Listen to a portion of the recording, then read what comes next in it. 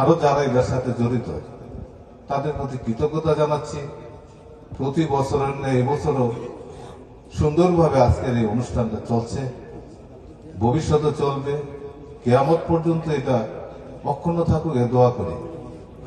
আমার বিশেষ একটা কথা, এখানে নাম নিয়ে কিন্তু অনেক কিছু হয়। ট্যাঙ্গারচর গ্রাম, ট্যাঙ্গারচর গ্রামের মানুষের মধ্যে হিংসা বেশি। যে হিংসার কারণে আমরা অনেকে ধর এলাকা ছেড়ে অনেক দূরে যাই, পারলে ধর রংপুর যাইতাম না। হিংসা বিদ্বেষ, অমুকে ভালো তমুকে খারাপ, খালি গ্রুপিং গ্রুপিং গ্রুপিং।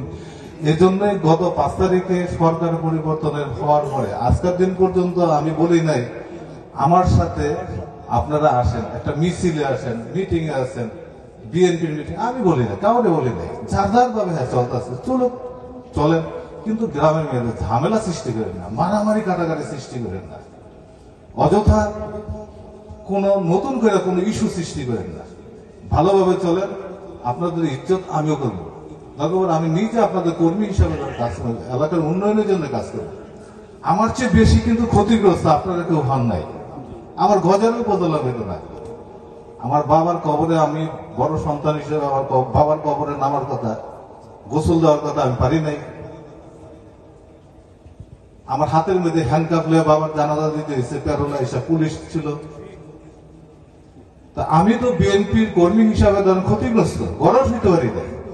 গত বছর এই ওয়াজের মধ্যে আমার আসার জন্য বারবার বিল্লালে অথবা আরো লোকজন ফোন দেয়, আমি তো আসতে পারতেছি না, আমার ওয়ারেন্ট।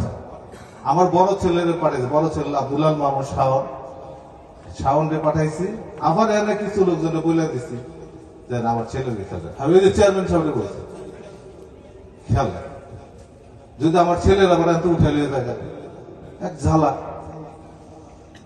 একটা ওয়াজ নসিহত করতে হলে পারমিশন নিতে হইত, আর এই বর্তমানে ওয়াজ নসিহত করতে হলে কোনো পারমিশন লাগে না, আর লাগতো না। যাই হোক, নির্যাতন এটা যাতে আমরা কেউ না করি,